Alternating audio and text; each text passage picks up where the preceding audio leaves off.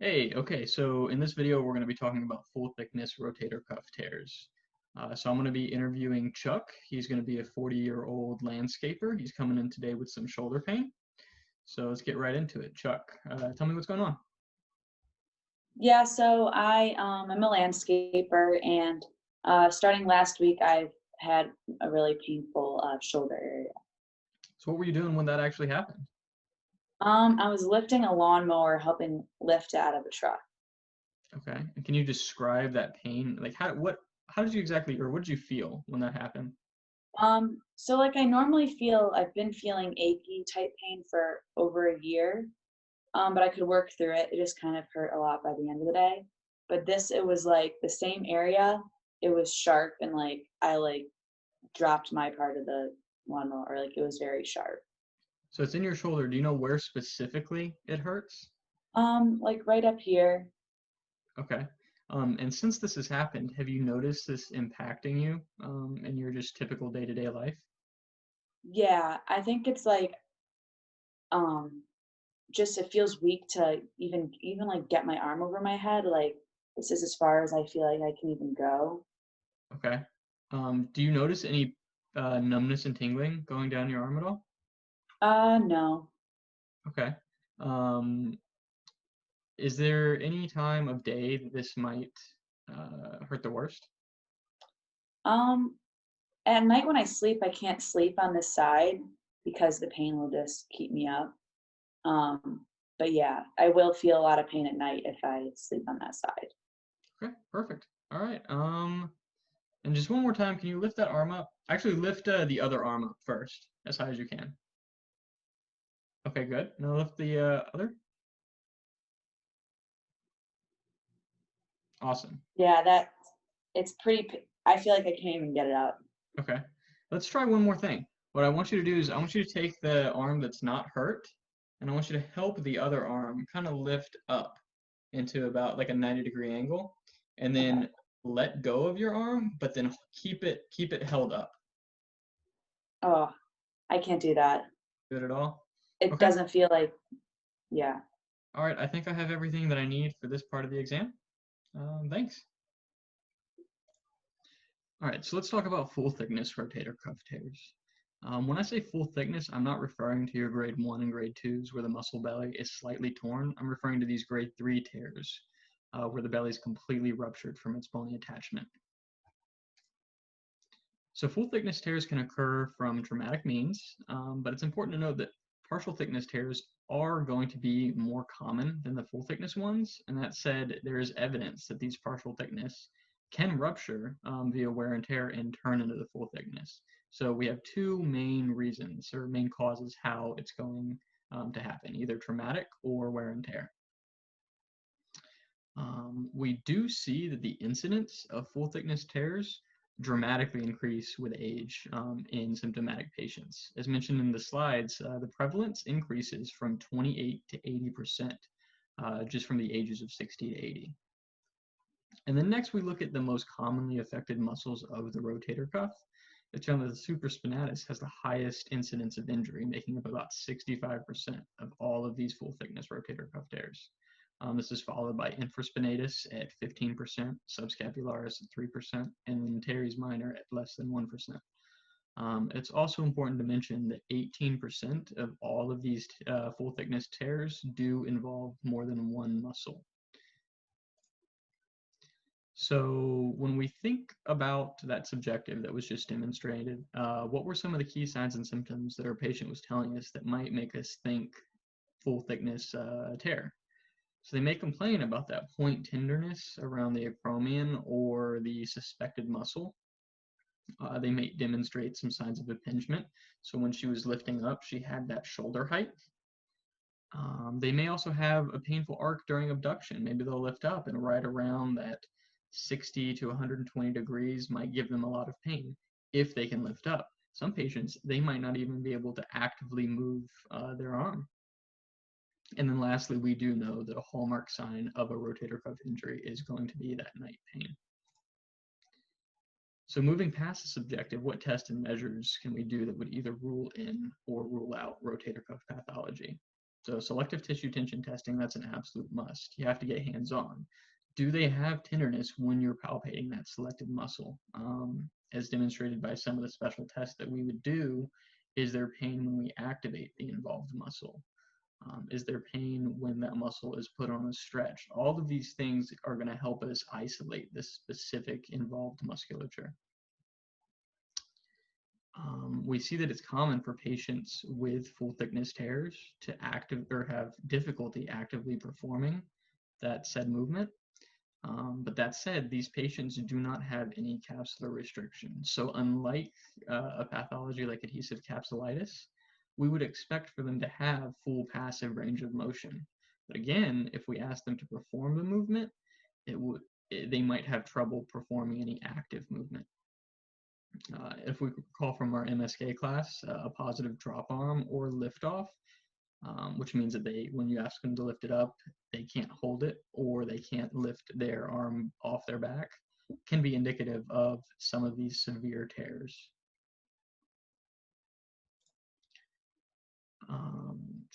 Actually, let me backtrack real quick. So just to reiterate again too, we typically do see signs of impingement. And we'll go over that in just a second, but all of the positive nears, the Hawkins-Kennedy, the empty can, these will be associated with your full thickness rotator cuff tears. So that slide here, it's just stating that in order to completely rule in a tear, MRI is going to be your gold standard, but we can use other imaging, including other diagnostic imaging, including ultrasound, to strengthen our hypothesis. All right, so talking more about, I guess, rotator cuff function. We know that the rotator cuff does provide dynamic stability to the glenohumeral joint throughout movement. We see that when the deltoid abducts the muscle, or abducts the bone, sorry, the supraspinatus will pull on that humeral head and bring it closer into the glenoid. And at the same time, the teres minor and the subscapularis, I guess through force coupling, pulls down on the deltoid, so you can have that nice roll and glide as you pull it up. What ends up happening is that if a tear disrupts some of these mechanisms, then we get that painful shoulder impingement. That's going to be your nociceptive pain. So do we treat? Do we refer? Gotta embrace the gray here, because it really does depend. We have to ask the patient, what are their goals? How old is the patient? An 80-year-old retiree might have different goals and want different things than a 16-year-old athlete. There is evidence to state that conservative treatment can be effective in managing symptoms, but the only real way to fix a tear that's completely detached from the bone is through surgical intervention.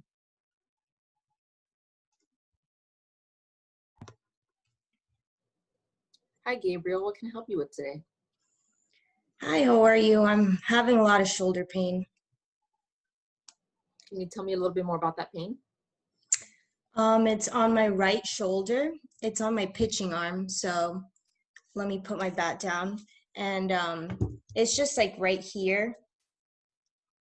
It's really affecting my practice, and they're sitting me out on games because I'm just not that good anymore. I'm sorry to hear that. Can you, with one finger, kind of point to that location where it hurts the most? It's right here and sometimes in the back too. Okay, and what does that pain feel like? Is it more sharp or more burning, dull and achy? It's sharp when I'm trying to get into that pitching motion, and it just feels like my muscles weaken, and they just feel like my arm kind of drops from that position because of the pain I get. Is there anything else besides kind of that pitching that makes that pain come on more? Honestly, anything above my shoulder. If I have to go up higher than my shoulder level, that's when I feel it. Okay, and when you come down from those positions, is the pain still there, or is it kind of go away? It kind of goes away. Okay, and then do you ever have any numbness or tingling down the arm? No. And then any pain kind of going into the neck or head? No. Okay. So you said pitching and kind of reaching overhead is what makes it worse. Is there anything that makes it better? Just resting it and not really, like if I skip practice that day, sometimes it feels a little bit better, so then I can practice the next day. Okay. Is there anything else in your day-to-day basis that is difficult to do because of the pain?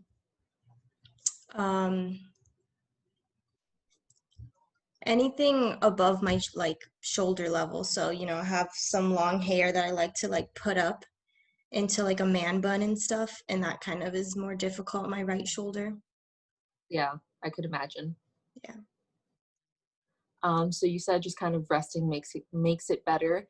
Have you noticed any specific like heat, cold? Have you tried any of that? Yeah, the athletic trainer put some ice on it. And that just, it feels better. Okay, so you mentioned you saw the athletic trainer. Have you seen anybody else for this shoulder pain? No. No, I, okay. Okay, so just a couple questions that we have to ask everybody. Have you had any night pain? um, it's harder to fall asleep, but once I find like a comfy position where like my shoulder's supported that I don't have to like hold it, I can go to sleep after that. Okay. Have you had any recent weight loss or weight gain? No. Any night sweats? No. And then we said no numbness or tingling down the arm. Mm-mm. Good. Okay, so what do you want to get out of our therapy sessions? Just want to be able to pitch again and, you know, be on the field. Okay, I think we can work on that. What we're going to do next is I'm going to look at some of your arm movements, and then hopefully I can give you some exercises from there. Okay, thank you. Okay, Gabriel, so we're just going to look at some of your movements right now. So I want you to go ahead and you can go ahead and just face the side. And you can have your right shoulder in front. And I want you to just lift your arms as far as you can. And let me know if you have any pain with that. Yeah, there's like a lot of pain on my right shoulder. Okay. Does it feel like you can't continue moving it because of the pain or just because you don't have the strength to bring it up? I feel like it's kind of both. Both. Okay. So you can go ahead and face forward again. I'm going to have you go ahead and bring your arms up to the side and towards your ears. Yeah, Again, the that brings pain. my pain. Yeah. Okay, you can go ahead and bring it back down. And then I'm just going to have you go ahead and bring your arm out. You can do that with both arms. So Like this one, I can go a lot further than this arm, but it's just really painful. So that right arm moves more, but it's more painful. Yeah.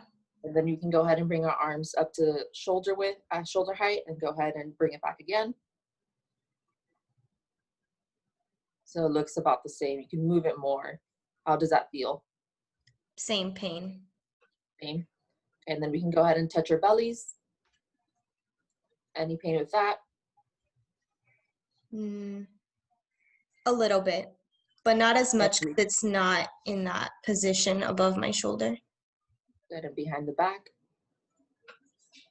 Same, a little pain, but I feel like I can do it. Okay, and then last one, again, shoulder height. Just gonna bring the arms down as far as you can. Look about equal. Any pain with that? Like at the end of it, but I Okay. feel like I can do it. So the worst of it is just kind of going in that overhead external rotation. Yeah. Okay. So you mentioned earlier when we were talking that you had some weakness in your arms. If we were in the clinic, I would be able to test that really well. But since we're over telehealth, I'm just going to go ahead and ask you to kind of elaborate on that. I guess the most I feel like weakness is when I do bicep curls. Okay. It's just my right arm isn't as strong as my left anymore. Okay. So kind of when you're bending that elbow, lifting heavier things. Yeah. Okay. And where do you feel any pain with that? Just like a muscular pain, like in the front. when I'm In the like front of that shoulder. bicep curl. Okay. And then any pain with pitching or weakness? Yeah, Whenever like you bring that shoulder my back. pitch speed is so slow now. Okay. I think that's all we're going to have for today. So based on Gabriel's subjective and objective, we are diagnosing him with a labral lesion. And I will go in more detail of why we think that. Based on the epidemiological data, this diagnosis is more prevalent in males over females. Specifically a slap lesion, it has higher incidence in throwers if there's a history of a Fuchs injury or sports such as water skiing. According to the classifications of slap lesions, in type 1, 3, and 4, the bicep anchor or insertion on the labrum is intact, therefore the bicep muscle will not be affected. But in a type 2 slap lesion, the bicep insertion is compromised, therefore causing weakness and pain when the bicep contracts. Based on Gabriel's subjective, it matches with this diagnosis because of anterior and posterior shoulder pain, sensation of a catching, feeling like it's coming out of its socket, or difficulty lifting the shoulder above shoulder level. According to the research we found, many articles mentioned all of the tests that we learned in MSK during the shoulder chapter. Not one of these tests has specifically high positive or negative likelihood ratios. Therefore, it's not very helpful in diagnosing, but it is helpful to put in compilation to diagnose. Active and passive range of motion and some tenderness as well in the shoulder joint can help us point towards this diagnosis. Mechanism for symptoms would be, since the labrum is comprised of type 1 and type 2 collagen fiber bundles, it runs circumferentially around the glenoid rim. And specifically, the outer portions of the labrum is more vascularized and has free nerve endings. Therefore, if the lesion is in the periphery of the labrum, the symptoms will probably be more pain and be higher likelihood of it healing itself versus if it's more closer to the center of the joint. Therefore, we can treat, but if after reassessment and treatment, the patient is not doing better or progressing, a referral may have to be done to see if surgery is indicated. So our diagnosis was the rotator cuff tendinopathy. Taylor's going to be the PT and I'm the patient, and I am a 50-year-old painter. All right. Hi, Haley. How are you doing today? I'm having a lot of pain. Oh, no. Well, hopefully we can get to the bottom of that today, and hopefully we can help that with PT. So can you tell me a little bit more just about like what brings you in, what's been going on? Yeah, so it started maybe a couple of months ago, a month ago, 2 months ago, and I'm a painter, so I brought my paintbrush just to like show you exactly what I do. But this is my good arm. But so basically I just do this all day. And then one day my shoulder started really bothering me, and then it was fine. I was like, I can take this pain, like it's gonna go away. And then just recently it started like affecting like my daily life. Like I can't shower really, grabbing things from the top of the shelf is really difficult, like even getting dressed is really hard. Okay. Now you're saying you have some shoulder pain. Can you point specifically where that pain is you're feeling? Yeah, it's kind of like on the outside, and then it goes up a little, and sometimes in the front, and then the back. It's kind of just all in here. Okay. Do you have any symptoms radiating like down your arm and your forearm, or does it stay more in your shoulder? I think it just stays in my shoulder usually. Okay. And is your right hand your dominant hand? Yes. Okay. How would you describe the pain that you're feeling? Like dull, sharp, tingling? It's like a dull aching pain. Okay. Now, other than, I know you said, your job and kind of reaching overhead, is there anything else that makes your pain worse? Not really, just kind of those things that I said, anything overhead really. Okay. Is there anything that you do that makes your pain better? Usually when I rest, so when like it's not above my head, it feels fine. I ice sometimes, and then I also take some aspirin. Okay. Um, function wise, I know job was a big thing for you, and then overhead activities. Is there anything else that you do on like a daily basis that this is impacting that you'd like to get back to? Nope, I paint like 12 hours a day, so really it's just that. Okay. Have you seen anybody else about this pain that you've been having? Nope, I'm afraid of the doctor. Okay. So then no imaging done or anything in the past? Nope. Have you had any previous injuries of this shoulder? Mm-mm. No. Okay. And now I know you mentioned you take Advil for this pain, correct? Yes. Do you take any other medications at all? Mm-mm, just Advil for the pain. Okay. And then do you have any other medical history that I should be aware of? Any other conditions like diabetes, heart disease, hypertension? Nope, very healthy. Okay, awesome. Now, do you have, like, or with your pain, are you noticing, do you have any like night pain with this? Oh yes, I definitely have night pain. Usually I try to like sleep on my left side, but you can't really help what you do at night. So I think sometimes I just roll on it and it just really hurts. Okay, but being like rolling off of it helps decrease that pain. It's more Yeah. when you're on it. Okay. Mhm. Okay. And then just some questions that I ask all my patients. Have you been having any night sweats recently? Mm-mm. Any fevers? Nope. Any bowel or bladder dysfunctions? Mm-mm. Any unexplained weight loss? Nope. I wish. Okay. And the final question I have for you is goals. What is your main goal for us at physical therapy to help you with? Just this pain in my shoulder. Like I said, I paint 12 hours a day and it's just really affecting that. I got to do it with my left arm now and it's not fun. Of course. And we can hopefully help you and get you back to doing all that you need to do. That's all the questions that I have for you. Is there anything else that you think I should know or any questions for me? Nope. Okay. So next we're just going to do some tests really quick just to look at your range of motion if that's all right with you. Yeah. Okay. So first, what I'm going to have you do is I'm just going to scoot back here. I just want to see kind of what your range of motion is like. So I just want you to bring your hands up straight in front of you as far as you can and back down. I feel it a little bit, but not too bad. Okay.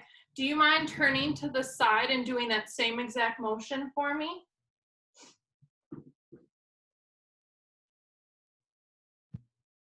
Any pain with that? I feel it a little bit, but not nearly as bad as usual. Okay. Now let's bring our arms out to the side and bring it up as high as you can. Oh yeah, that hurts. That hurts? Oh yeah. Now, if you turn your thumb, like pointing it upwards, does that help you like with pain or get more range at all? A little bit, but I still feel it a lot in there. Okay, you can go ahead and stop that. The next one I want you to do is you're gonna turn away from me and you're gonna take your hand and just try and reach and touch your back like you're scratching your back. Yeah, it hurts really bad once I get like past this position. Okay, you can go ahead and stop. And then the last measurement I just kind of want to see is taking your hand, bring it behind your back and pulling it up. Yeah, it's still pretty painful, but I think I can get a little farther. Okay, great, thank you. And you can stop that. And that is the end of our objective testing.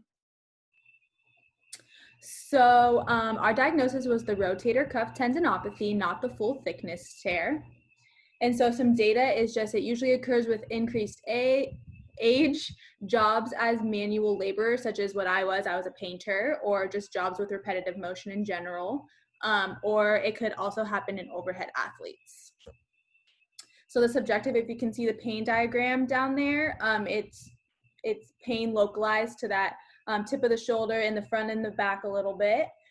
They have painful daily activities such as brushing their hair or putting on their shirt, basically any like overhead movements. And then they're going to have pain at night, pain and weakness in overhead tasks, and then reports the combination of pain, loss of mobility, and weakness.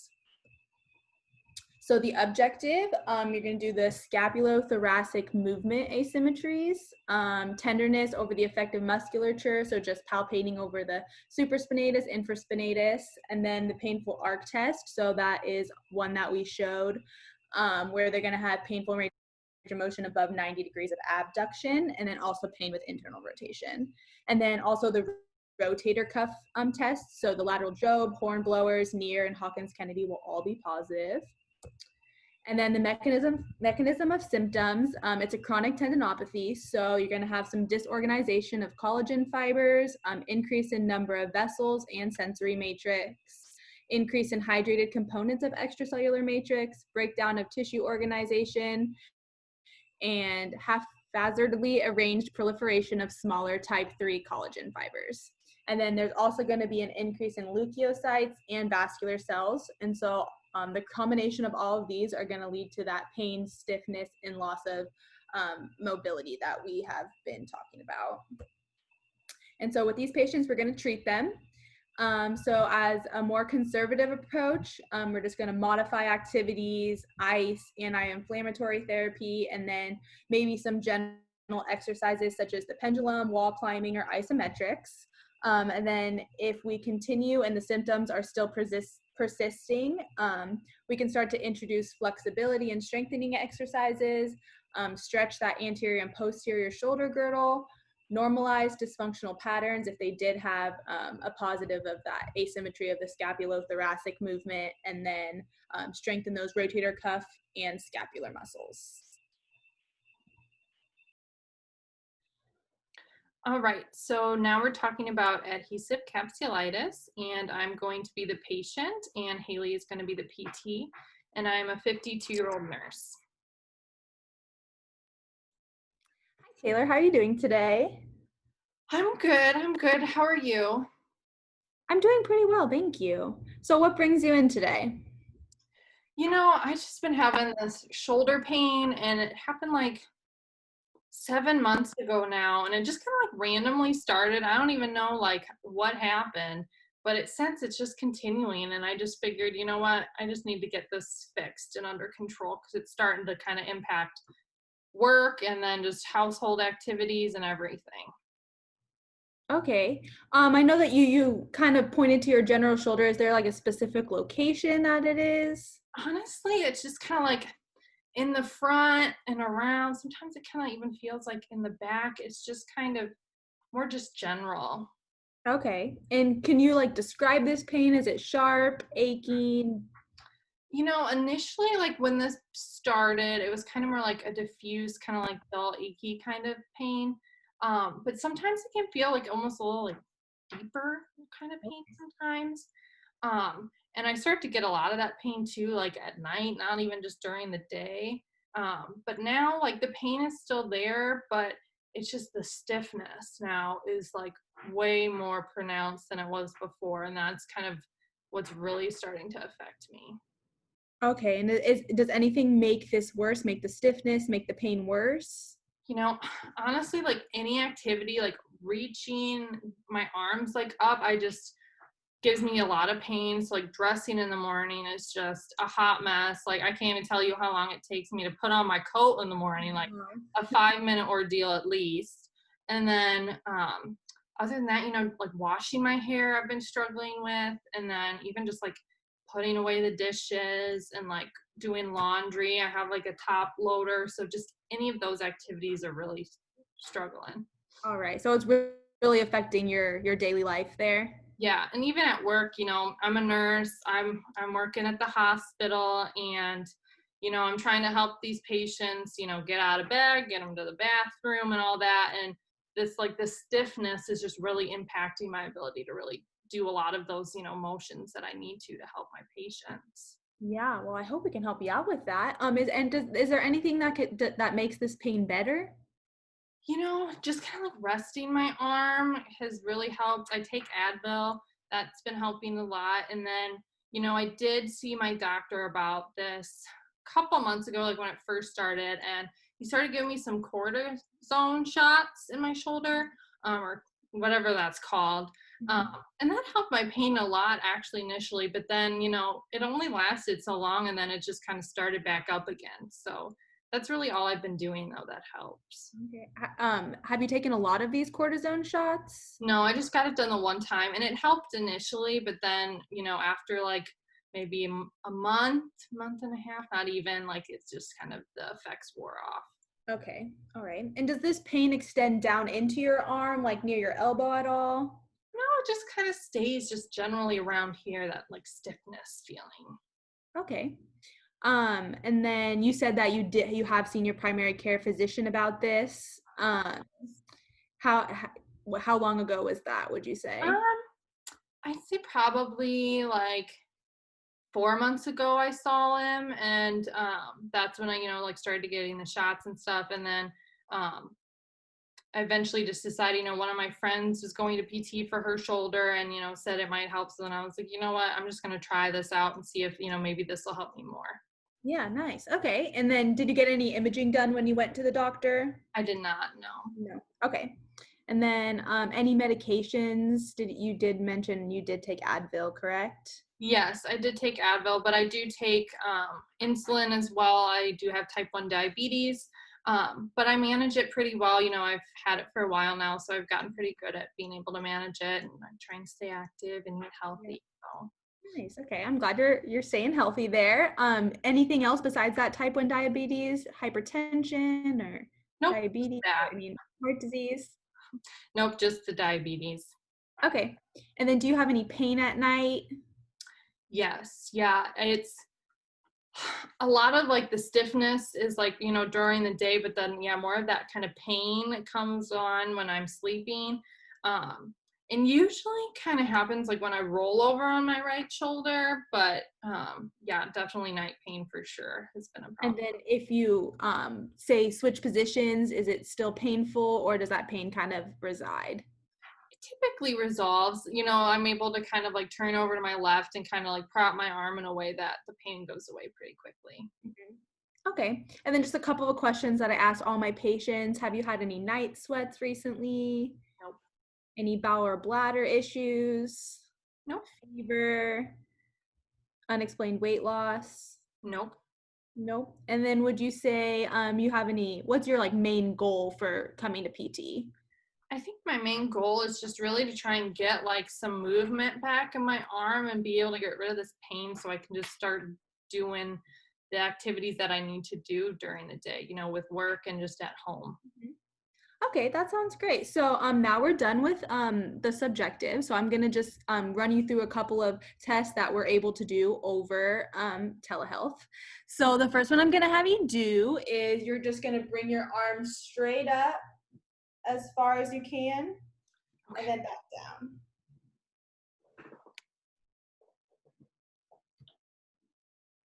And then let me know if there's any pain. Oh, okay. Is there pain with that, or does it just feel stiff?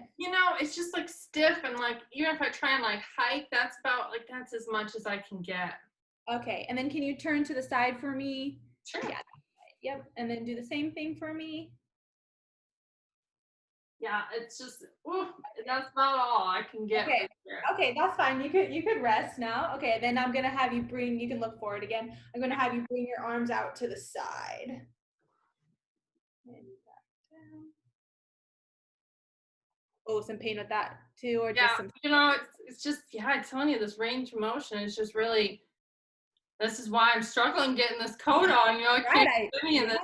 I see that now. Okay, so then the next one I'm gonna have you do is gonna have your arms to your side like this.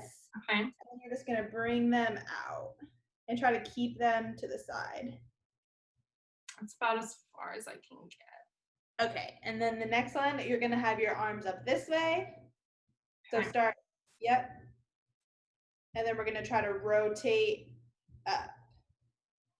I can barely get this one moving. That's okay. Okay, you can rest now. And then just two more for you. I'm gonna have you try to kind of like you're itching your back from the top, and I'll turn around just so you can see. If you could turn around so I can see you. Sure. Okay. Try to itch the middle of your back.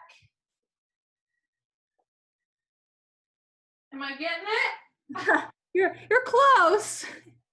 All right, you can That's all rest I now. can do. That's all you can do? Okay, and then the last one I'm gonna have you do is you're gonna try to bring it from the back and try to itch the middle of your back.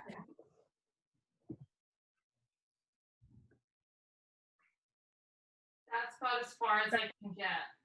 Okay, you can rest now. Okay. Perfect, and that is our objective. All right, so our diagnosis was adhesive capsulitis or frozen shoulder. And it's typically seen in women roughly around the ages of 40 to 60-year-old. And it's often also seen in individuals with systemic diseases, again, such as diabetes or thyroid disease. So I had diabetes in our presentation. And then there's roughly about 2 to 5% in the general population. Typical subjective data is, again, that gradual progressive onset. Typically, they're going to have that sleep disturbing night pain.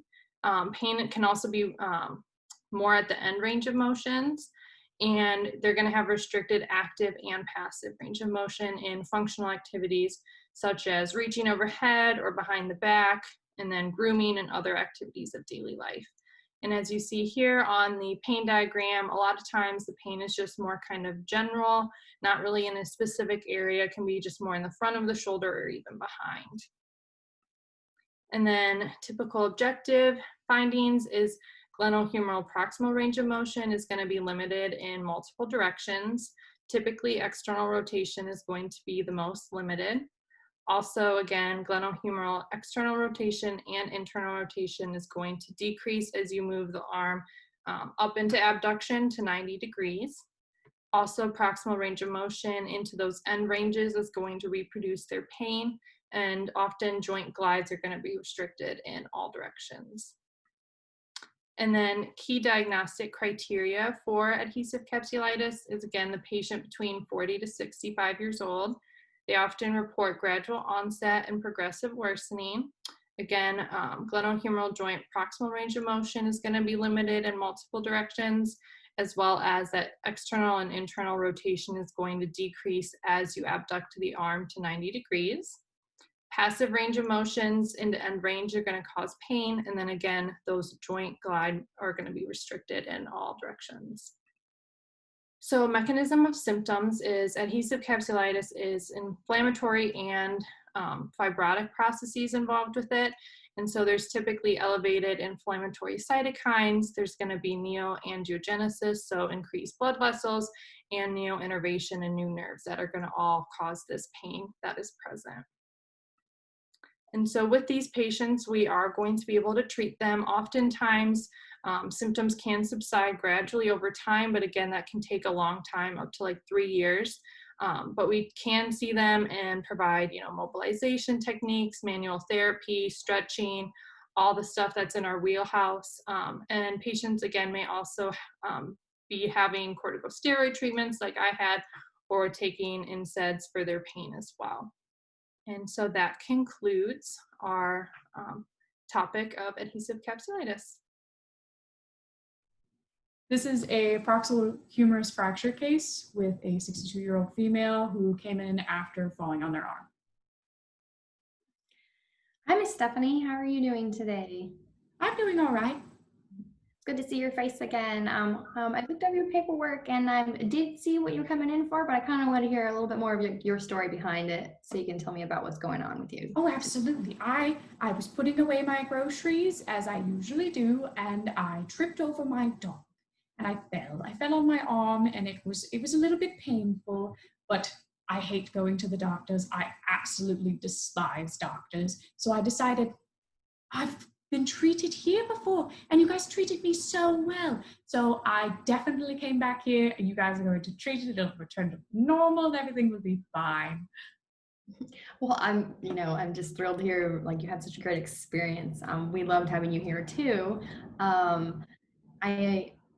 Although, I don't know if you remember, but I kind of wanted to hear a little bit more of your story behind it so you can tell me about what's going on with you. Oh, absolutely. I was putting away my groceries as I usually do, and I tripped over my dog and I fell. I fell on my arm, and it was a little bit painful, but I hate going to the doctors. I definitely came back here, and you guys are going to treat it. It'll return to normal, and everything will be fine. Well, I'm just thrilled to hear like you had a great experience. We loved having you here too. You know, doctors, they can be useful sometimes too. You know, I like to put in a good word for them because you know, we do work with them and we do like them because sometimes we do need their help.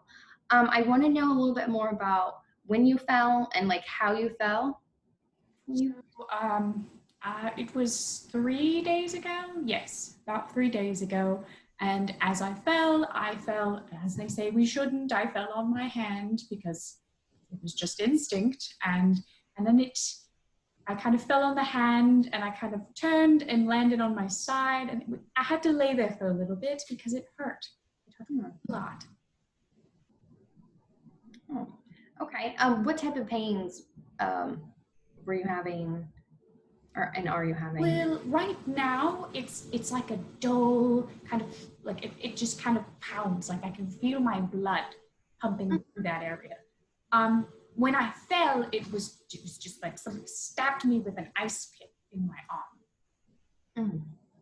Oh, does not sound comfortable at all. Yes. So like I could see in the video it looks a little swollen for sure. It's quite swollen. It hasn't come down. I keep putting ice on it and I take Advil because it's supposed to help with pain and swelling, but that hasn't helped much. No, and that one so you've only been taking Advil in addition to anything else you were on normally? Yes, I'm quite old. I have quite a list of medications. Oh, yours always like so fun. So the swelling, you know, it's still a little bit there and that could be normal. Have you been able to like move it normally? Like, no, not much. I can move my wrist and my elbow quite well, but trying to lift this, I can't reach over my head anymore, so I can't like shampoo my hair or brush my hair. Like, I can't even reach up in the cabinets anymore. I have a beautiful cup of tea up there, and it's so hard with your left hand. But I also can't put on a bra, which is very troubling to do with one hand, and it's extremely difficult. Yes, that would be. I wouldn't want to do that myself. I mean, I'm a little concerned though over you not being able to move your arm now. What's restricting you from moving it? Is it the swelling? Is it pain? It's quite painful. Mm-hmm. Just moving it a little bit, at least up this way. I haven't even tried any other way because I'm afraid of how painful it is. What type of pain is it? Oh, it's definitely like shooting pains in that area. Just comes on real fast, really. Right in like down your arm or like? Oh, no, it's just right there. Right, so little area right here. Maybe like a sharp shooting. Yes, sharping. Oh, okay. So so you're not able to like move it up or back or to the side, and when you touch it with your hand, how does that feel? Yes, that hurts. It does. It's quite painful. Okay. Yeah. So, I mean, in this instance, I am a little concerned over some of the signs going on with your arm that I would like to get checked out by a doctor actually before treating you, just because I wouldn't want to treat you and make anything worse. And there's a few things that I can't do that I think we might want to do just to make sure that's not a problem before I would go in there, because I don't want to make anything worse. All right, that makes sense, actually. I was hopeful that I wouldn't have to go. And I love that you do think of us, and we're very fond of you as well. I just, you know, with your best interests, we want to make sure we rule out anything else before we just move along, because sometimes there are things that we do need a doctor for, and that's why we like them still. So. All right, well, thank you.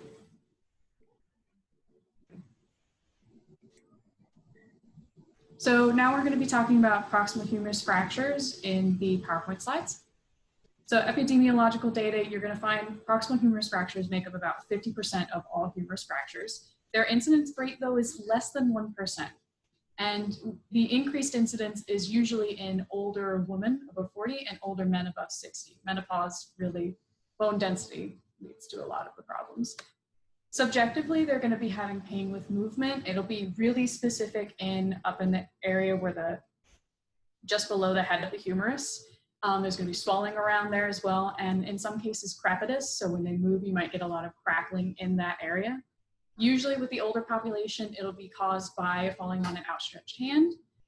With the younger, it's going to be like high energy trauma from driving incidents or accidents that they'll come in for. Objectively, you're going to test the pain with palpation. You're going to test the deltoid muscle. So you're going to do manual muscle testing of all 3 heads of the deltoid, because the deltoid inserts on the deltoid tubercle. And oftentimes when the fracture occurs, it can cut into, or bone fragments can sever some of the muscle, and that'll affect a lot of the movement. Additionally, you want to palpate the distal pulses, because it has a possibility of severing some of the arteries in the arm. And if the pulse isn't consistent in the lower extremity, that is definitely referral. Key diagnostic criteria for PTs, it's history. If they come in with history of a fall and they're older, or a high incident trauma and they have all the signs. However, true key diagnostics is the radiological Mears classification. So they're going to need an X-ray, and it's going to look at all segments of the glenohumeral joint and the humerus, the head of humerus.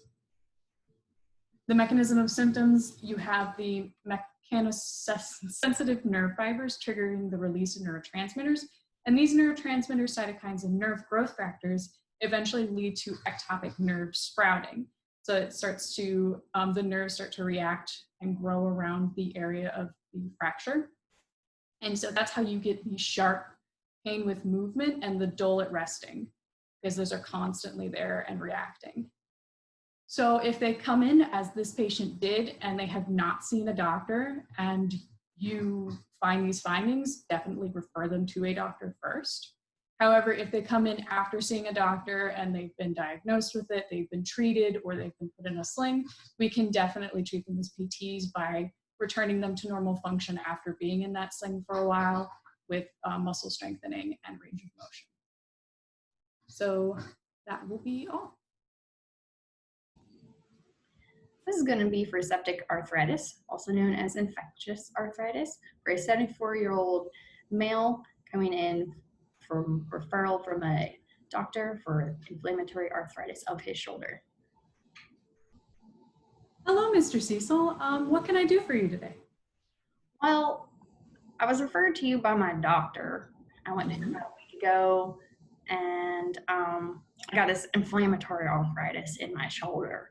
It's been bothering me, and he gave me a cortisone,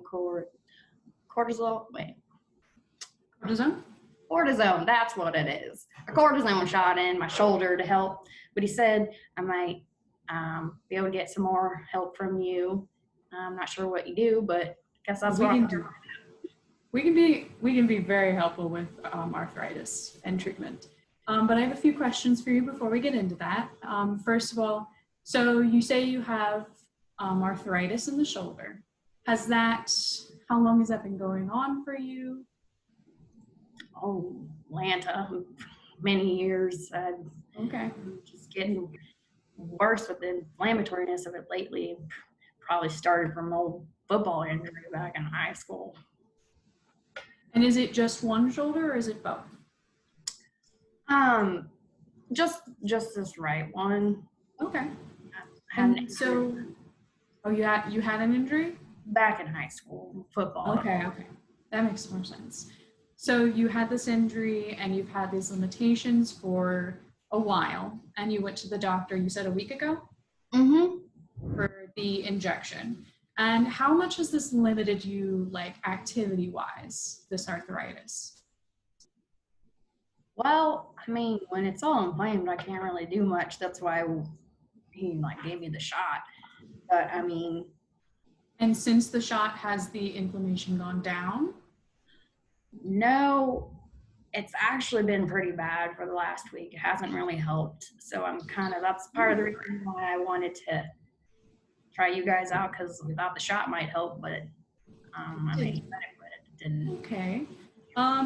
And what kind of, do you get pain with this arthritis, with these movements? What kind of pain, if there is pain? Well, I mean,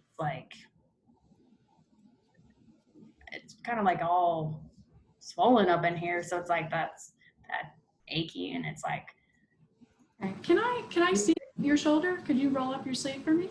Sure. See how it's like kind of swollen and Pretty it's swollen. all And red with even a shot over here. yeah. And how long has it been this swollen? Since the shot. I mean, I guess it wasn't swollen that first day, really. I mean, So it wasn't this swollen before the shot. no. Okay. When you put your hand against it, is it hot? Is it warm to the touch? Yes. Have you been running any fevers recently? Have you checked your temperature? I don't know. I mean, Okay. Possibly. how I always feel, but I mean, maybe more tired lately. You feel tired. Okay. Is this tiredness like normal activity tired, or you just feel tired all the time now? No, I've been feeling tired All the time. all the time of last week. Is there anything that is making this right now feel better? Have you done anything that could help the swelling a little bit? I mean, I took an Advil, but no, not Okay. much medications. I don't really like to take. Is there anything that's making it worse? Makes it feel like more swollen, more painful, make you feel more tired? No, I mean, just the normal. I mean, I can't really move it too much because it's swollen. I mean, I've always had a little bit of that arthritis pain when I do movements, but lately I just haven't really been able to do much else. I mean, I guess really since the shot, I just didn't really put it together quite yet. I just thought I'd have the inflammatory arthritis episode, and then, Yes. I just thought it was continuing on from that, but I guess actually maybe it's a little bit worse. Is the swelling, I can see some of the swelling now, is it traveling any further down, or is it staying in that one area? Right here, it's just right here for right now. It's not. Okay, right now. So any other past medical history I should know about, like other surgeries, maybe some medical like diabetes or history of heart attacks, anything like that? No heart attacks. I think I have a little hypertension. Okay. Medication for that. Okay. It's controlled, is what my doctor said, so not much to worry about that.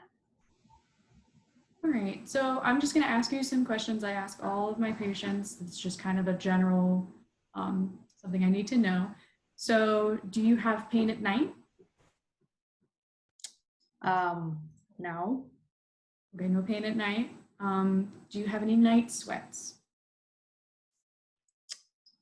Not normally. Okay, and not recently? You're not getting sweaty at night? No, my wife likes to keep the AC down. Yeah.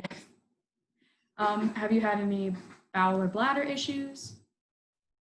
No, just have to get up in the middle of the night and go to the bathroom every night per usual. Okay, and any unexplained weight loss? Nope, but my wife would like me to. Don't they all? And what would be your main goal for a PT if we continue on with physical therapy? What do you want to get back to? Well, I mean, I'd like to get a little more function out of my arm, and Okay. try to figure out how to stop the inflammation and swelling. So I can use it more and get back to tinkering on my classic car I'm trying to figure Oh, that's nice. That's interesting. So we'll work on that. This next portion, I'm going to look at some objective stuff. So I'm going to look at if you could do this for me, if you could touch it and kind of feel around, like palpate it for me on the shoulder and tell me what you kind of feel. So, I mean, it's painful. stiff, spongy. Yeah, I mean, it is a little more stiff than usual, and it kind of hurts, to touch it, Okay. especially like right over in here where that shot was given. Still, Okay. And then I'd just like to see some basic motion to see how far you can get. All right, so with this, so we're just gonna do the first one. I want you to raise your arm as high as you can this way. And let me watch that. Any higher? Just continue up if you can. Does it hurt?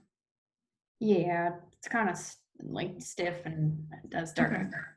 So your swelling might be. And so the next one is to come out this way, just straight to the side. Right about there. Mm-hmm. Same kind of. Yeah. All right, and so the last one I want to check is going backward. So like, see how far back you can take your shoulder into extension. Turn. You can turn sideways for me and kind of see how far back you can go.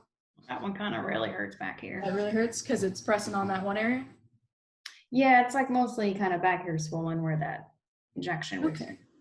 So as much as I would love to treat you, I think that this swelling is definitely not common with this. And I would prefer to send you to a doctor to get that checked out with the heat and the fever and the swelling, if that's all right with you. Yeah, I mean, what do you normally treat stuff like this? I mean, We do, but the swelling amount and how long it's been like this is not common with just your arthritis. At least even you said it got worse afterwards, which generally wouldn't happen. So I think this might be a special case that a doctor would have better time understanding and figuring out before we treat it. Okay. So you want me to call my doctor back up and I'll make Yes, that appointment and see what's going on and see, why it's kind of getting worse after that shot, I guess. Yes, that is very concerning. Okay. Well, I'll be sure to do that. Thank you. Thank you. All right, and now we're going to move into the PowerPoint presentation for septic arthritis. A little bit of epidemiological data is that we have kind of a low incidence of 2 to 6 cases per 100,000 persons per year. It is a little bit more prevalent in the children and elderly populations, with children having about 4 per 100,000 per year. We also see it more prevalently in males, the lower extremities rather than the upper extremities, larger joints rather than smaller joints, and a joint that has been traumatized is also more likely to develop the septic arthritis. Sometimes surgeries and having cellulitis overlaying any sort of prosthetics put into certain joints will also cause this. And here we see a little graph showing kind of like prevalence of septic arthritis in the different joints. Subjectively, you will hear the patients will likely have had some malaise and a mild fever preceding a week or two prior to you seeing them. They're definitely going to have pain in the joint and stiffness in the joint, and that will limit their ability to use that part of the body, likely due to that limitations in the joint. Objectively, it's essentially a clinical confirmation by laboratory analysis with joint aspirate. Physically, if you do assessments, you will find that joint pain, stiffness, swelling, and decreased range of motion, as well as erythema, warmth, and pain on palpation and movement. There is no physical examination finding that can rule out the condition. Key diagnostic features are going to include synovial fluid aspirate. That's the gold standard test for making the diagnosis. As we said, once again, there is no physical examination. That's going to rule that out. Mechanism of the symptoms is an infectious agent enters the synovium of the joint, colonization of synovial fluid leading to acute inflammatory response. The progression of the infection leads to joint fusion and increases in intra-articular pressure, which causes more pain. The nociceptors in the arthritic joint may be stimulated by a variety of noxious stimuli, including physical, mechanical, or chemical stimuli, including the inflammatory mediators such as bradykinin and prostaglandin E2. So if you do happen to see this, you will need to refer, as treatment includes antibiotics and drainage of the affected synovial fluid.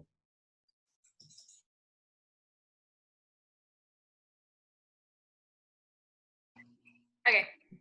Hi, I'm Rachel. I'm going to be your PT today. Why don't you tell me a little bit about what's going on? So my right shoulder has been bugging me for like 2 or 3 months now. Before it was just bug me like when I used it too much, like doing too much yard work or whatever. But now it seems like pretty constant, like it's almost always there. Yeah, so I just came to PT to figure that out. Okay. Can you show me where it hurts? It's kind of hard to explain. Like it feels really deep, like really in there. Gotcha. How long have you had this pain? Probably like a good 2 months. It really bugs me to like do yard work, and I also play in an adult softball league, and it really bugs me to do if I like play a full game. It seems to bug me after that. Do you remember anything that actually caused it, or you just noticed that it hurts after the yard work and softball? No, yeah, it just started coming on. There was never like I never fell on it or anything like that. It was just kind of out of the blue. But it's probably like I would say it's getting worse. Like it used to be able to like calm down, but now it's almost constant. Okay. Have you been to anyone else for this yet? Yeah, I saw my doctor like a month ago, just for a general checkup, and I mentioned it to him, and he recommended me to come to PT. So I'm finally coming now. He said it's just really tight. Did he by chance get any imaging, like any X-rays or MRIs or anything? No, he didn't. Okay, gotcha. How would you rate your pain on a scale of 0 to 10, with 0 being like nothing, 10 being the worst? Probably right now like a 2. Okay. And then, so after softball or after working in the yard, what would you say it gets to? Like a 6. Gets up there. Okay. And then is right now like about as good as it gets, or does it ever go below a 2? No, it stays pretty constant. It's about like as good as it gets. Okay. I know you said it's been bothering you basically full time now. Does it ever keep you up at night? Yeah, I take Advil when I take my other medication right before bed, just because it's been bugging me for so long, so I know I need to take it at night. But yeah, I'd say it like wakes me up probably a couple nights a week because it's hurting so bad, and I'll just take more Advil.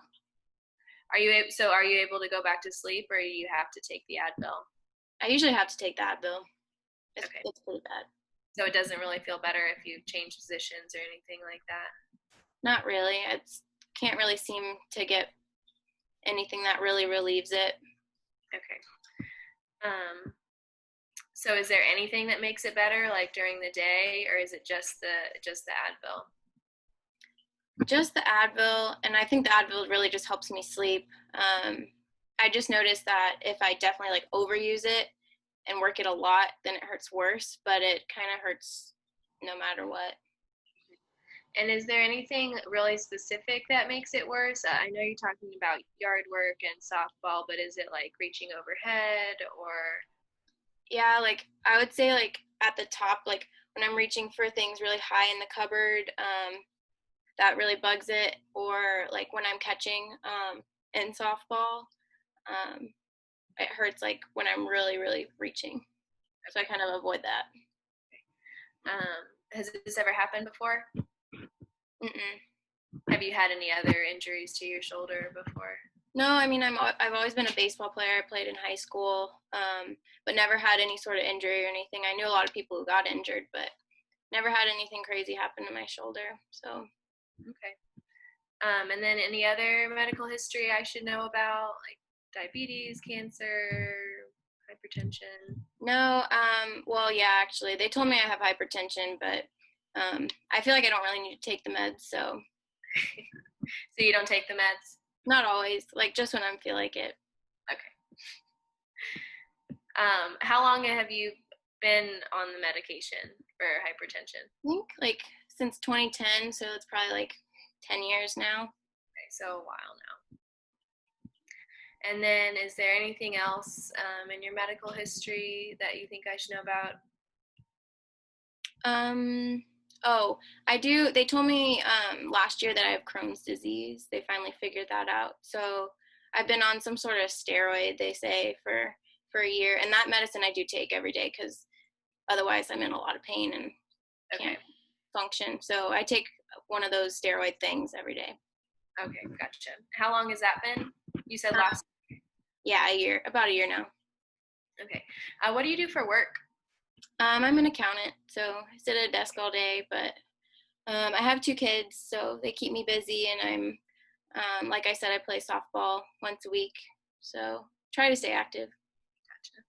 All right, this last little bit, I just need to ask you these questions to rule out some things. Okay. Have you had any sudden weight loss or weight gain? Mm-mm. Night sweats? No. Pain at night? I know you said yes to that. Yeah. Anything happening with your bowel and bladder? Mm-mm.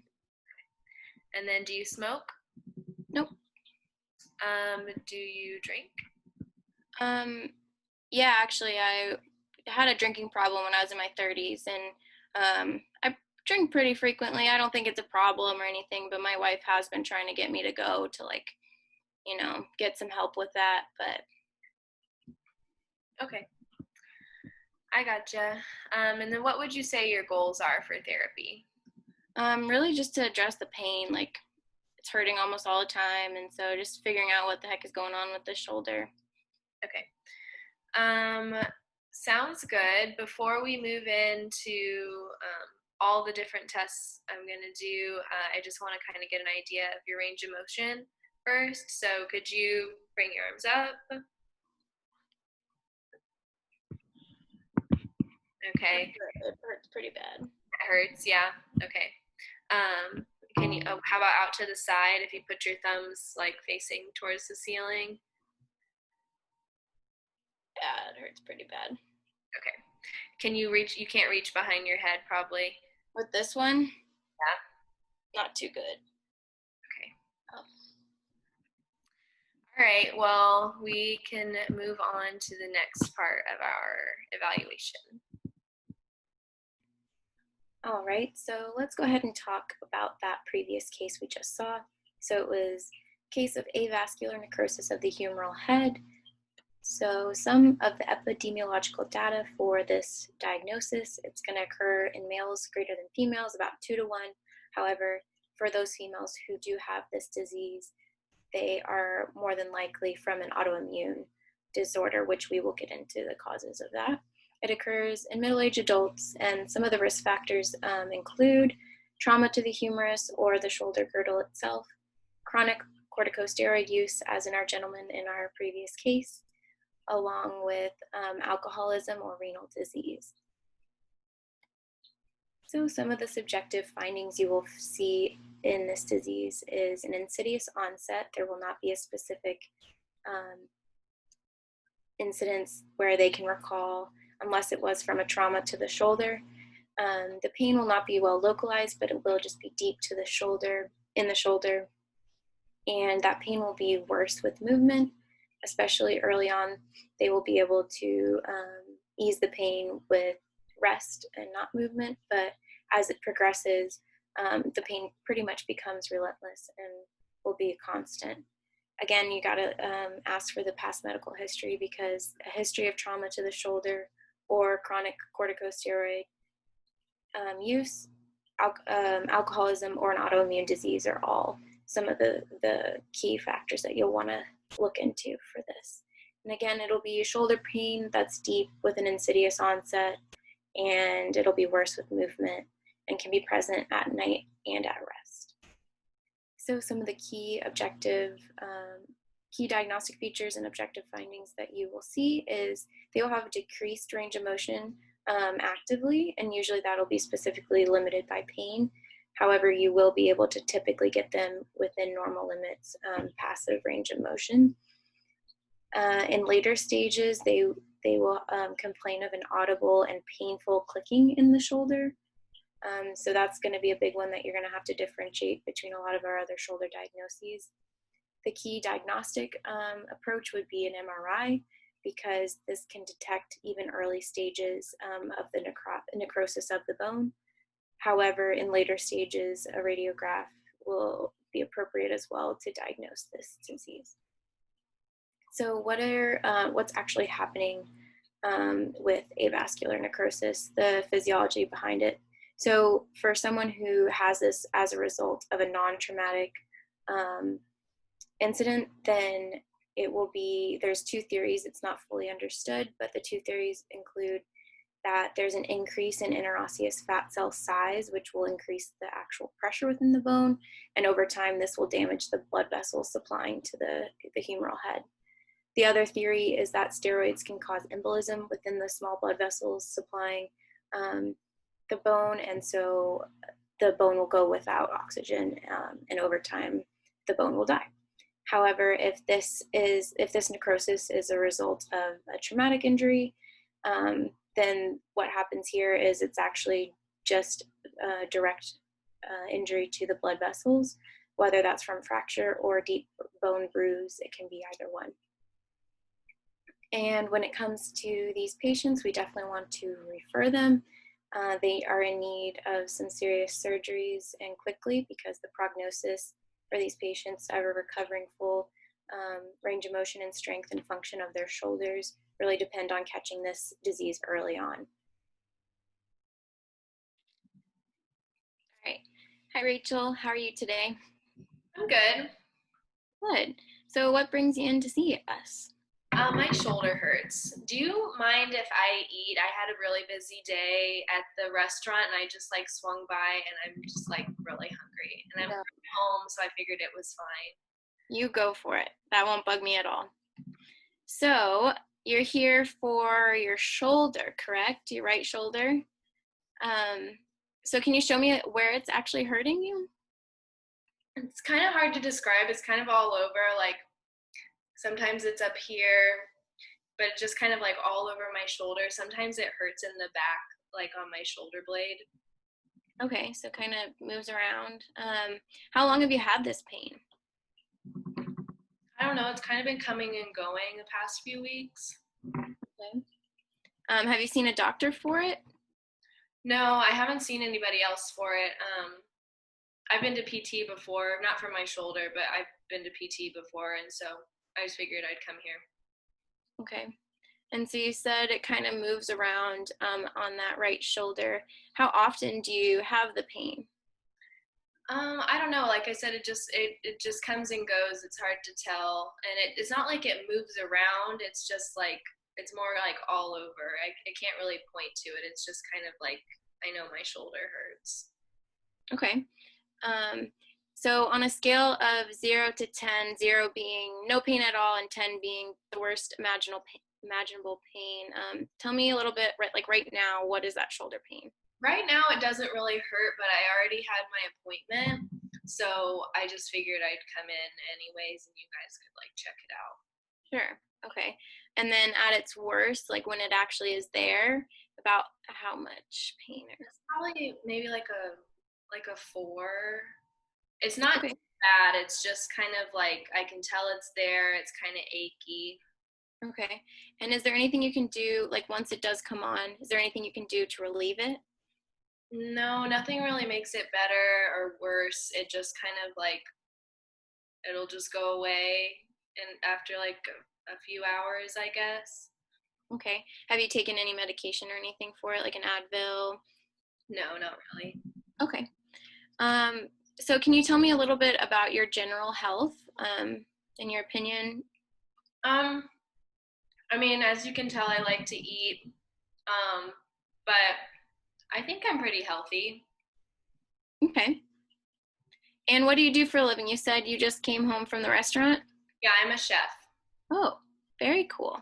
So I stand all day and I'm like running around the kitchen. I get, sweaty from the hot kitchen. Okay. That keeps you busy, I'm sure.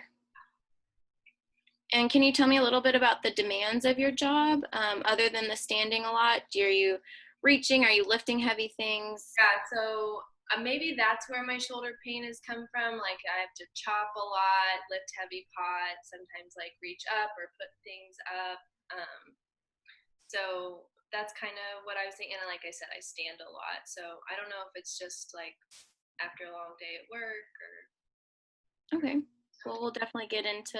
here at night. Okay. We'll definitely get into some tests to see what's going on there. Before we do that, can I ask you a couple really quick questions just to make sure that PT is the right route for you today? Okay. Okay. So have you had any changes in bowel or bladder function? No, not really. I think I had food poisoning the other day. So that's also kind of why I'm really hungry now, because I've kind of been laying low the past few days. So now I'm like really hungry, and I haven't noticed it, and I also haven't been to work the past couple of days. It wasn't my food; it was someone else's food that I got food from. So just throwing that out there. Okay. Have you had any fevers? No fever. Night sweats? No. Night pain? No, sometimes it'll hurt later at night, maybe like after dinner. But it's not like when I'm sleeping or anything like that. Okay. Does it seem to come on like around lunchtime or breakfast or dinner time? It's kind of hard to say. The only time I've really noticed it is like after dinner. And I don't know, I kind of think that might be because I'm just like kind of tired from after work or something like that. And a lot of times I don't get to eat lunch because I'm running around the kitchen in a long break. So I don't know, it might be kind of hard to tell, but after dinner would be probably right, I guess. Okay. And any unexplained weight loss or weight gain recently? Okay. And then any dizziness, headaches? No. Okay. Sounds good. And then do you have any other health conditions that you think I should know about? Any relevant past medical history? No, I mean, the doctor tells me I need to lose weight, but I am a chef, so what do they want me to do?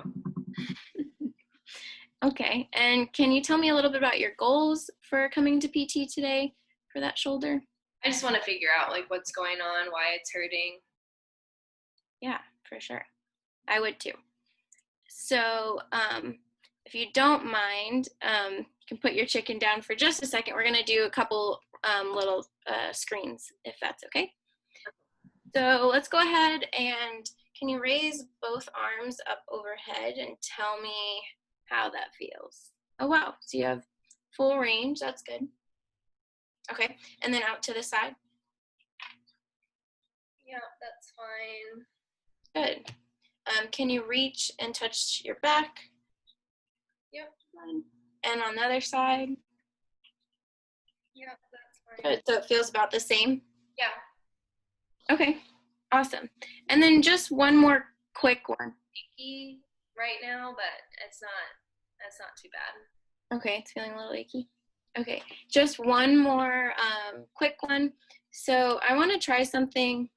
So on your right side, right under your rib cage, if you could take both fingers and just kind of sink in and push in a little bit on your belly there. Oh, that hurts. Oh, really? Hurt? What'd you say? Is that supposed to hurt? Well, not typically. So. Okay. Yeah, I've never noticed that before. Okay. So as you can probably tell, that last symptom was pretty abnormal, especially as far as shoulder pain goes. So the epidemiological data shows that 10 to 15% of adults in the United States will develop gallstones, which cause biliary obstruction in their lifetime. Females are more at risk for this. Other risk factors include being over 40 years old, obese, diabetes, and if you've had previous gallstones. Another one that would come out in their medical history would be a recent laparoscopy. And that's because when they make the incision, it obviously gets inflamed and irritates the diaphragm. And later in the presentation is when I'll talk about how that is where the referral pattern comes from.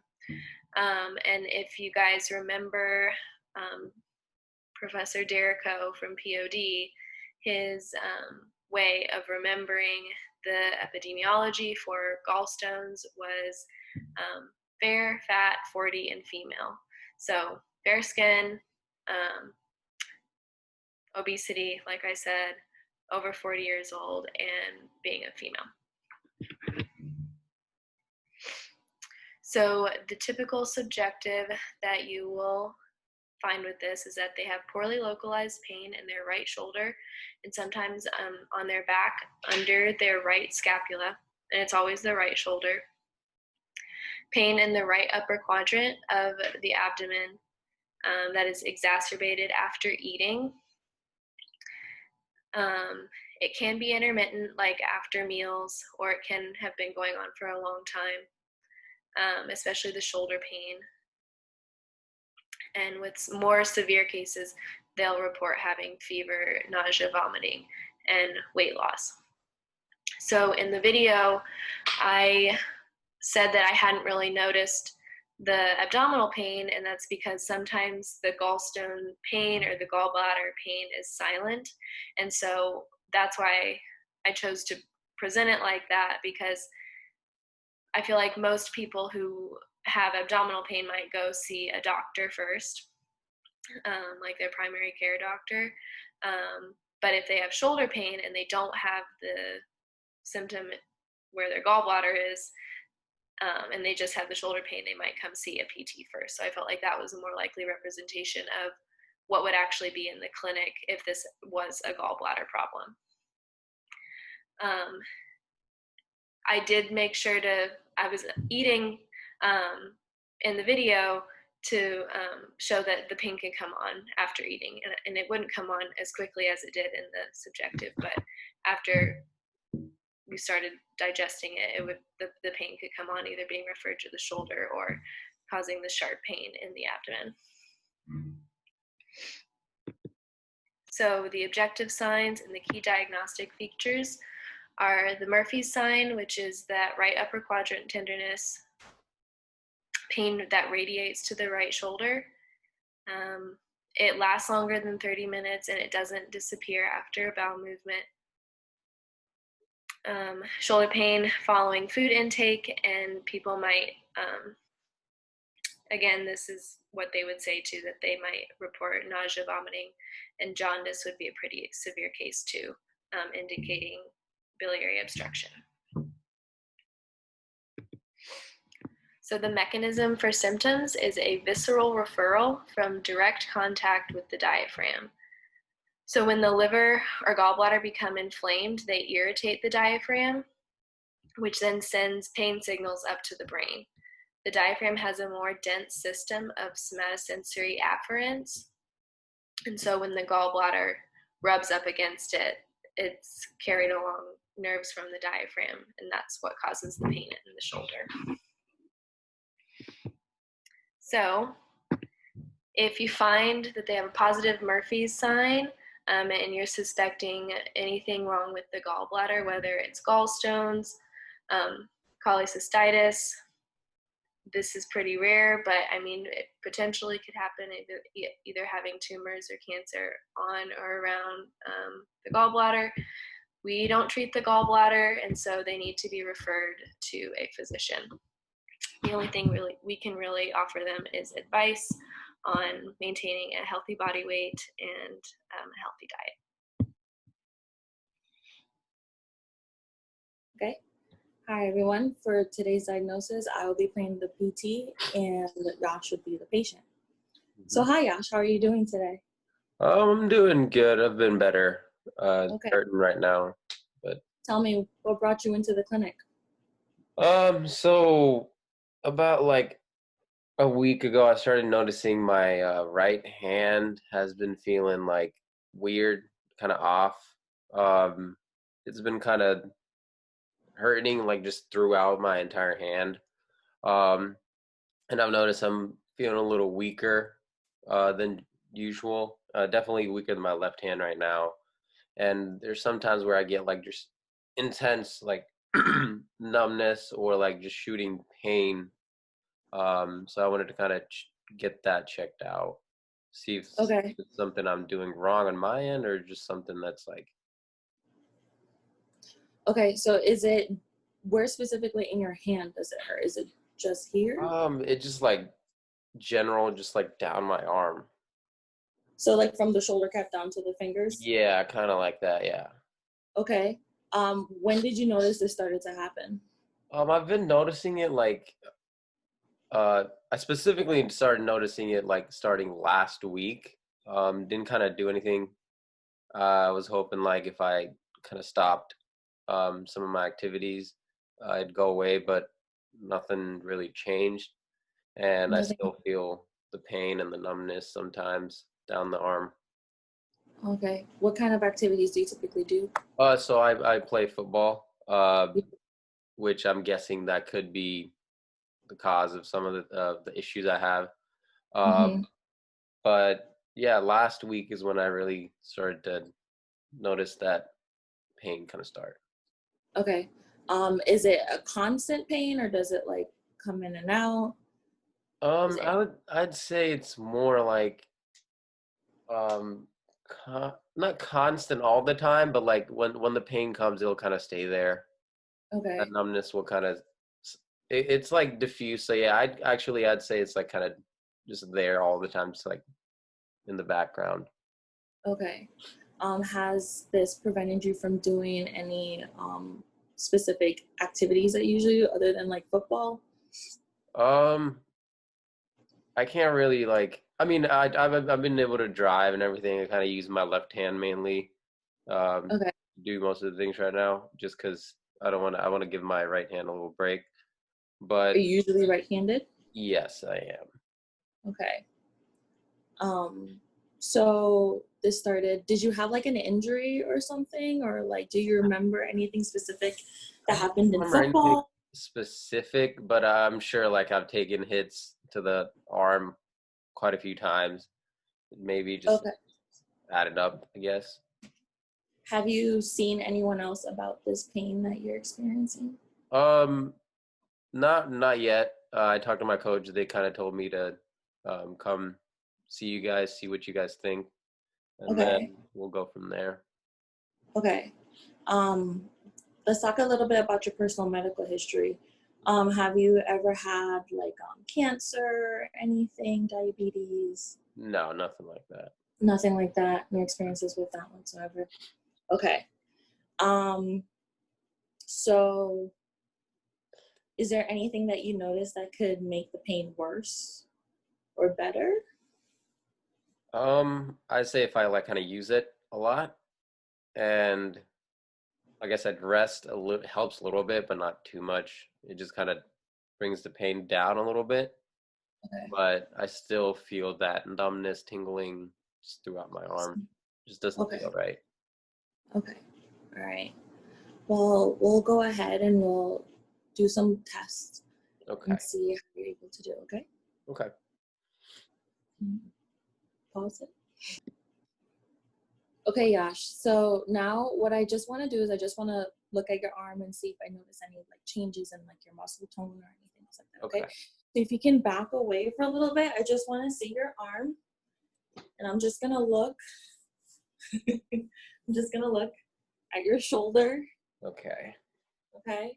Looking for any weakness. Do you think you're able to like lift your Yeah, I can. shoulder up? Okay. So I'm just looking to see if there's any like muscle wasting or anything else like that, if it looks a little bit smaller than the other side. Can I see your other side too, just to compare? Yeah. Yeah, let me just take this top one off so it's easy. Okay. Okay. Okay. So this is this side. So I would definitely say my right side has been, because I haven't used it, Yeah, it has been like not too it much looks a smaller, little but I definitely feel it's a lot weaker in yeah. recent Are time. you able to make a fist for me? I know I can't feel your fist, but can you go ahead and try? And let me see on the other side. Okay. Okay, so I definitely see. It looks like you're having a harder time making a fist on that right arm. Yeah, Right. I can't get it as tight as this. Okay. Are you able to lift your shoulders up to the side at all, or You want me to do one or up both? to the side? Yeah. Both together? Okay. Okay. That's pretty good. I see the lags a little bit, but nothing too much. What about when you bring it out in front? Okay. Okay. All right. So I see it looks like it's maybe like a little weaker than the other side. I would for sure say it's a lot weaker. Okay. Okay, so we are going to be talking about brachial plexopathy. So for the epidemiology, there's two variants. It could be either non-traumatic versus traumatic. Some of the main causes for the non-traumatic are just a localized mass that kind of compresses that brachial plexus and kind of starts that inflammatory process. Second could be history of radiation. And third could be cervical rib compressing on that brachial plexus, which is giving out the symptoms. The other variant would be traumatic brachial plexopathy, and a lot of times with this we see neonates after traction injury during birth. A lot of young men in their 20s and 30s have brachial plexopathy. Football players, motor vehicle accidents, motorcycle crashes, and gunshot wounds. And so subjective and objectively, the main things that you'll see is that the patient will come in complaining about just general weakness, numbness, and tingling down like the shoulder area, and the just which leads all the way down to the hand or wrist. And it could vary depending on which nerve roots are being compressed. Objectively, you'll see that there's a lot of muscle wasting and atrophy in the upper extremity, like you see in that picture right there. And the reflexes will be either weakened or absent, depending on how severe the brachial plexus is damaged.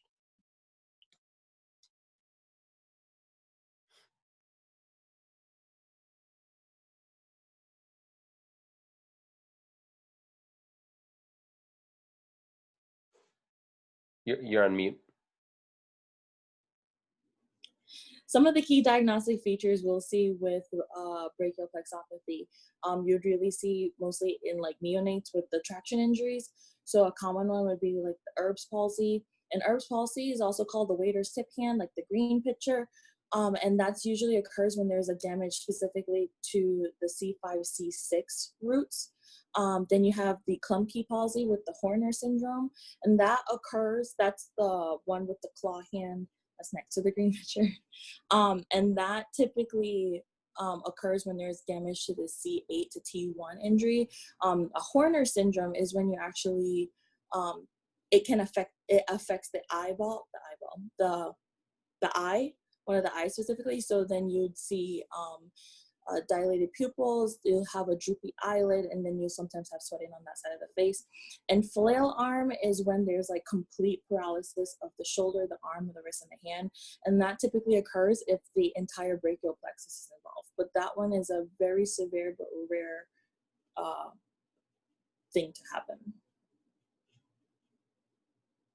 Okay, so the mechanisms of injury. So this injury, damage to the brachial plexus, it can either occur when there's like a stretch to the brachial plexus or if there's a complete avulsion of the nerve roots. So when you have damage to the brachial plexus in the pre or and post-ganglionic lesions, the nerve roots will start to demyelinate. And when they demyelinate, you'll lose the axons, and that can lead to some neuropathic pain. So that is why you'll typically have a patient that complains of sharpness or shooting or burning pain in their hand, and they'll also receive like numbness and tingling. The pain is also caused by a reduction in nociceptor threshold. So prostaglandins will reduce the threshold of the nociceptor, and then it when you combine it with persistent nociceptor stimulation and compression, and also sometimes the nerve roots are actually infiltrated by tumors if the patient has cancer.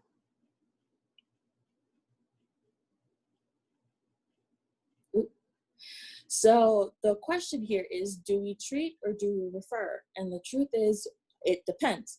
So if a patient comes into the clinic and they have already been cleared by their physician, and the cause of their brachiorplexy is known, we can go ahead and treat the patients, where we can work on trying to mitigate some of the atrophy, maybe even incorporate some splinting to prevent contractures in the hand.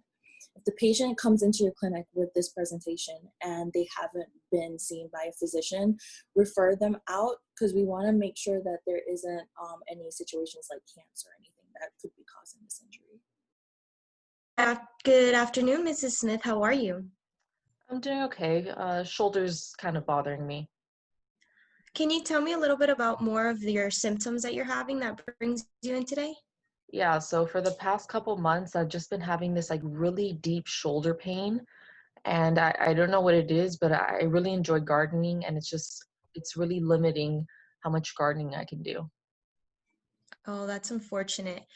Can you explain a little bit more about your pain? Is it dull, achy, stiff, or a sharp pain? So it's in the morning, it's really stiff when I wake up. It feels like it's like hard to move. And then it's just kind of dull. It's always there, especially kind of when I'm moving my arms up, I really feel it. And sometimes it kind of makes like a little like crackling noise almost. Okay. Are you experiencing any numbness or tingling down that arm or at your shoulder? No.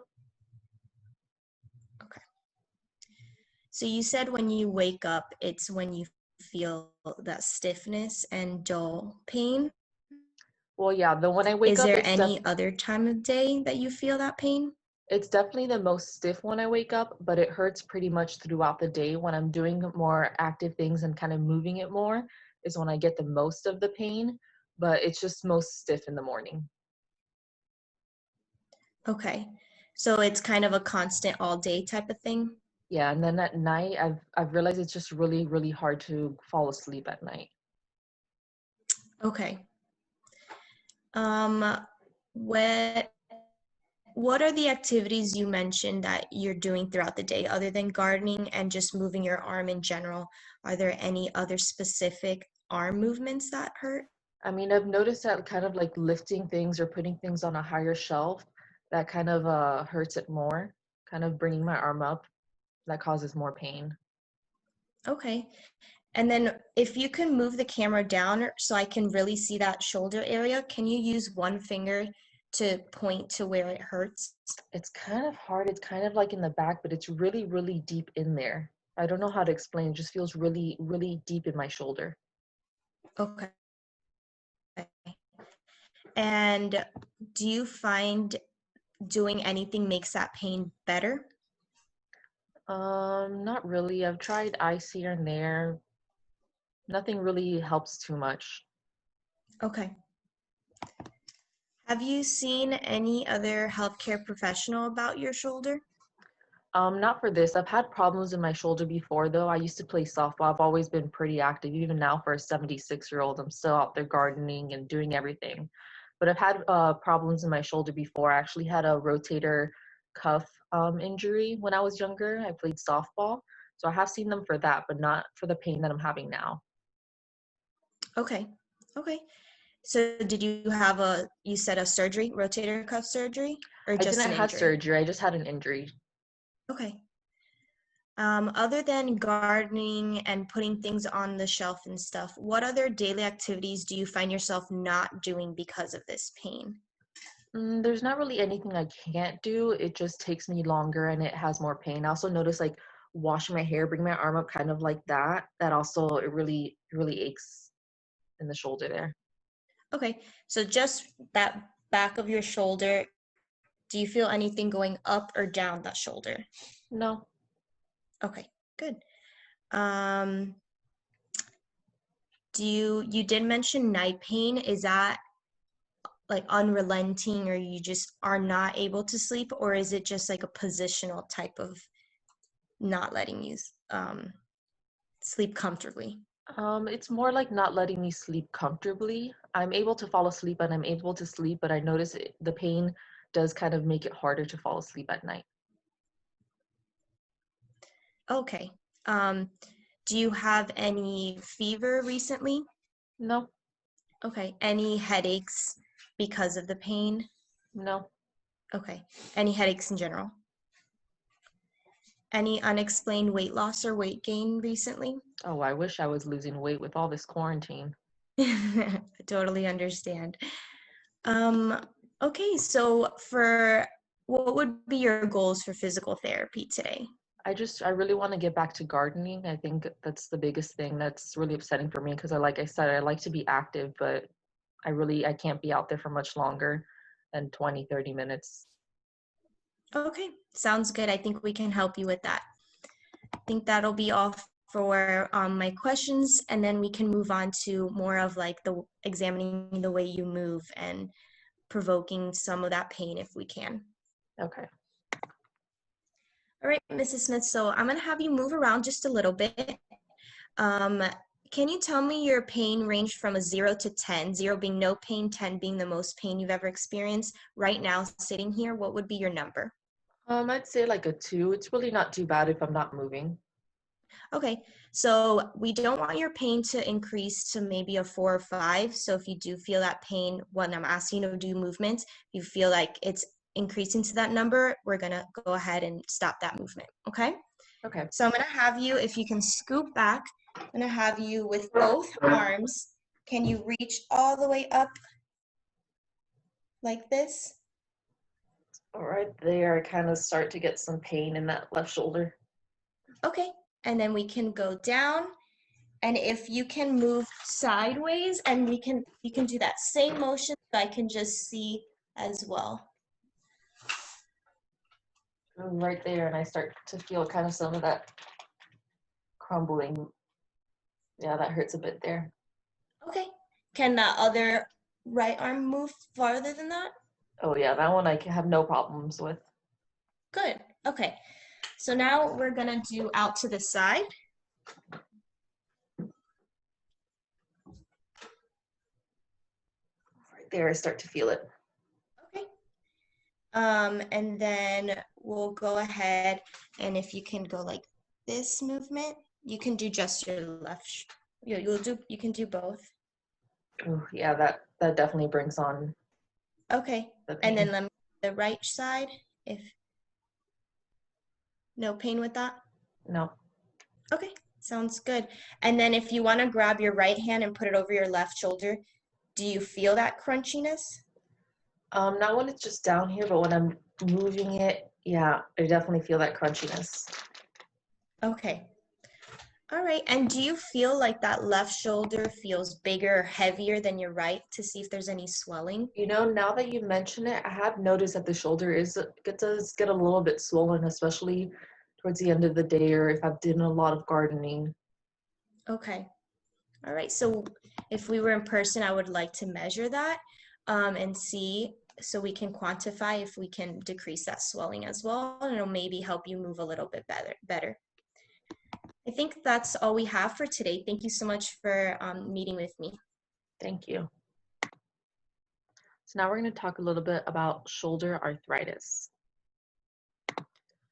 So generally, patients are older than 65 years old. It's more common in females and male, in obese and Caucasian people. And they usually have a history of trauma or surgery in the shoulder, as well as or chronic overuse or instability of the shoulder. Typically, patients will complain of a deep pain kind of in that posterior area, with pain with restricted shoulder movement and function. They usually complain of movements overhead or with external rotation, and they often complain of difficulty falling asleep or night pain, as well as stiffness, specifically in the morning. Objectively, they'll have a loss of passive and active range of motion, specifically in external rotation or abduction. They'll have joint line tenderness, painful crepitus, joint enlargement and swelling, as well as in severe cases they'll have audible or palpable grinding when mechanical stress is placed on the shoulder. When doing research, we found that it was really difficult to find recent research in this area, much more, I'd argue, near impossible difficult to find info on any special tests. So we found one article from 2008 that agreed with what we had learned in class, so that's kind of what I went for. Key diagnostic features. Since there's no special test associated with shoulder osteoarthritis, radiographs are really what's used as a key diagnostic feature to diagnose shoulder osteoarthritis. And the main thing that we look for, as you can see in the pictures, is joint space narrowing. Mechanism of symptoms. So yes, this picture is of a knee, but as we said, there's little to no pictures on shoulder arthritis, and the mechanism is the same. So it's characterized by a progressive degenerative process which results in destruction of the articular surface of the humeral head and glenoid fossa. And the articular surface is composed of extracellular matrix, including chondrocytes. So as articular cartilage continues to wear, there's friction within the joint that increases inflammation. And that chronic inflammation with intra-articular release of different cytokines and proteolytic enzymes is what causes that pain. So for this, we can definitely treat it conservatively, kind of building those muscle strength around the shoulder and getting back some of that range. However, if conservative treatment does not help that pain, we can refer out to get possible corticosteroid shots or shoulder replacement. And that's all.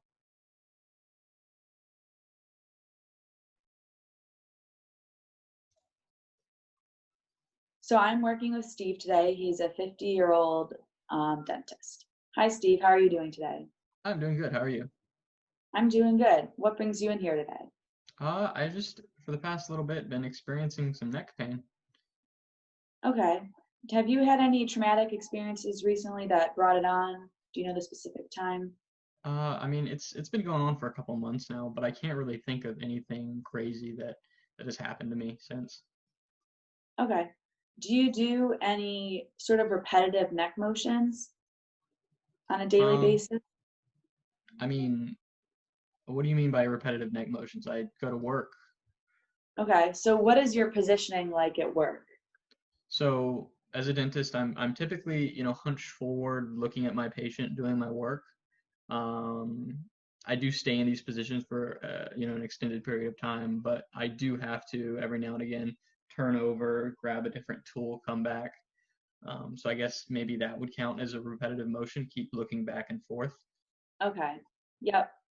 Have you had any back pain as well at any point in your career? I mean, now that you mention it, yeah, I had a couple of years back, I started getting some back pain, and it's been intermittent. But the pain, I would say, yeah, it has been a little similar to the pain that I've had in my neck. Okay. And then your neck pain, can you describe it for me specifically? Is it sharp pain? Is it dull pain?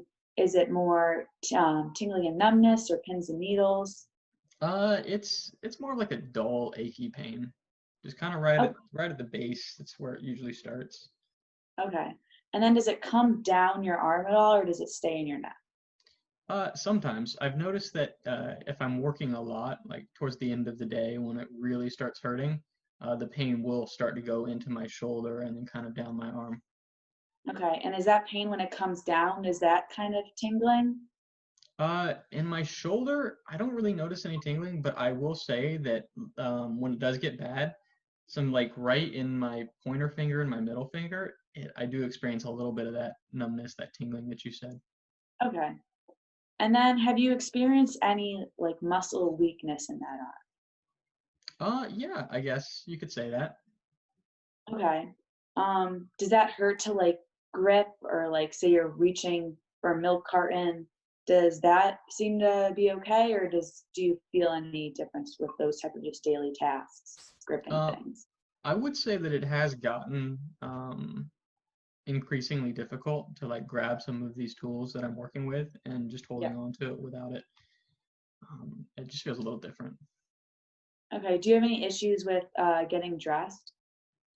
On occasion, when I do find that, when my pain does hurt, or does like flare up, it does take me a little bit longer to get dressed. It does hurt. Okay. Is it, what exact motions is it when you're getting dressed? Is it the lifting your arms above the head that's the issue? Yeah, it's lifting the arms, putting my shirt in to my arm, and then pulling it down. Okay. Okay. I'm gonna have you do a little rotation for me just so I can check out your range of motion. Okay. Can you look over your shoulder, over your right shoulder as far as you can? Okay, try not to move your torso. All right, good. Can you look over your left shoulder now?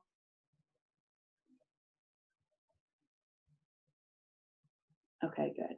So I noticed you were a little bit limited on the right side. Is that the pain that was stopping it, or does that? Yeah, I did notice just a little twinge of pain when I got like right towards that end of. Okay. And then I'm gonna have you do something, and you let me know if it makes the pain better, worse, or stays the same. Can you Okay. lift your arm above? You can use your other arm to help lift it if you want it. And you're gonna put it above your head. Okay. Okay. Yep, there you go. And then I'm gonna wait 30 seconds, and I'm gonna ask you if your pain has changed at all. Okay, 30 seconds are up. How is the pain? It does feel a little bit better, yeah. Okay. All right. Well, it was great working with you today. So this diagnosis is cervical radiculopathy, specifically C6 through T1. The epidemiological data is, this is normally seen in aging patients that are elderly, and then patients that have sudden trauma in young patients. So they're usually normally in their 40s or 50s, and they participate in strenuous activities that can put weight on their cervical spine. They might do repetitive neck motions or be exposed to vibrations.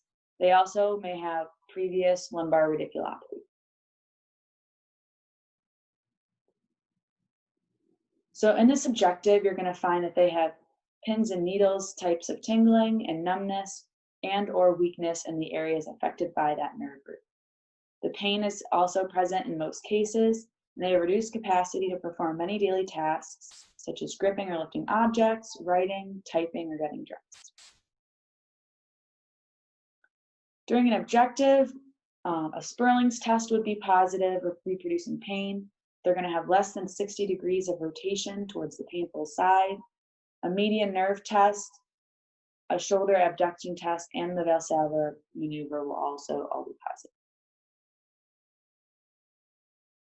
So the mechanism of this injury is the nerve in the cervical spine is irritated or damaged, and this causes the numbness and tingling feeling down the arm and into the hand, depending on which nerve root is affected.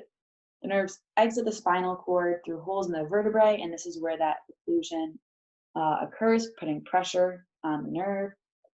And some cases of why this would happen would be degenerative disc disease, a herniated disc, or cervical spinal stenosis. Tumor, fracture could also be causes. So what do we do with them? We treat them. We can tell them stay here, and we will